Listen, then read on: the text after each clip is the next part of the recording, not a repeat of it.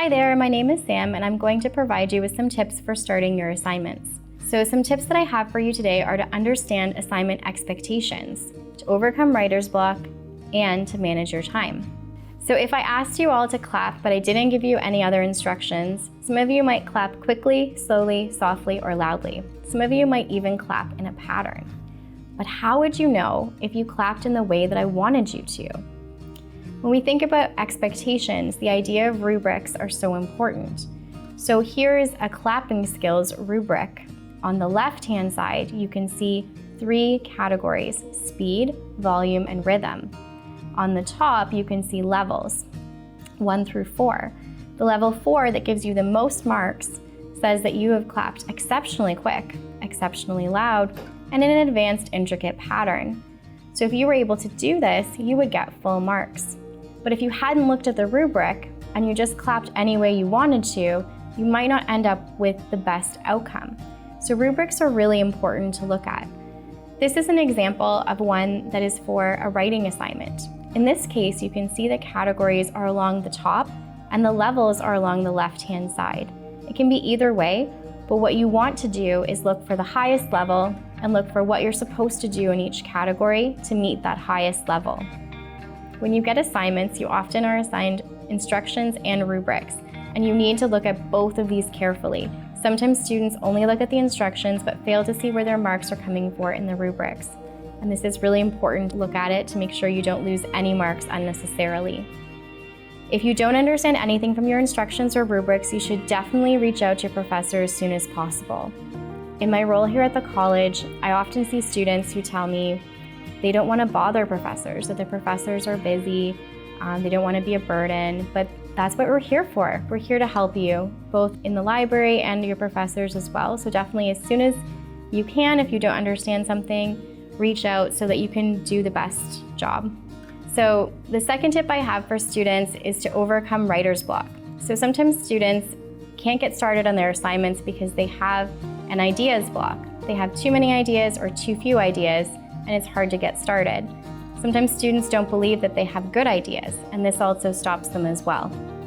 Some things you can do to overcome this is to allow for mistakes. Don't expect to be perfect right away. Allow for all of your ideas. You can brainstorm to generate new ideas. You can use graphic organizers. You can keep a notebook to jot things down in. You can do more research to gain more ideas. And you can also do something else for a while so that when you come back, you can think of some more ideas for your assignment. The second part of writer's block could be a production block. So instead of not having ideas to put down for your topic, you could actually just have difficulty starting the topic in general and continuing to finish the topic.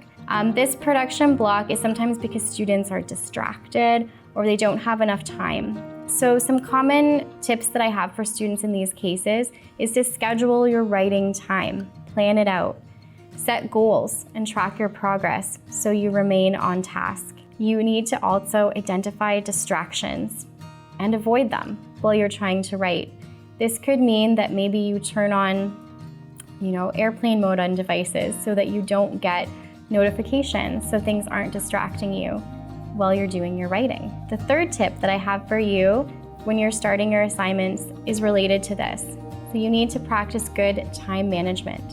I think it's important when you get an assignment that you should chunk out your work. Consider when your assignment is due and work backwards.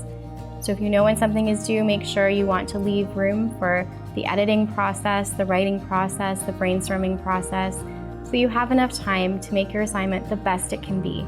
This is an example, just a possible example of working backwards. So this is imagining that you have an essay assigned on the 1st of the month and it's due on the last day of the month. So you can see here there are days that are set aside for brainstorming and research, creating an outline, writing an opening, writing a body paragraph, writing your second and third body paragraphs, writing your conclusion, having your rough draft complete and waiting a day before you start to edit, doing any revision that you need to do for content and structure, and then thinking about those small items like proofreading, editing, and putting it through Turnitin before you actually submit your essay. So thinking about all the steps that are involved in the writing process is really important when you want to create your best writing work.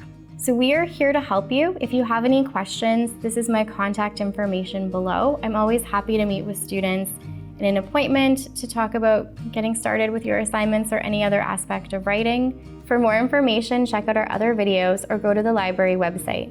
You can find the links in the description below. Thank you so much for watching. Have a wonderful day.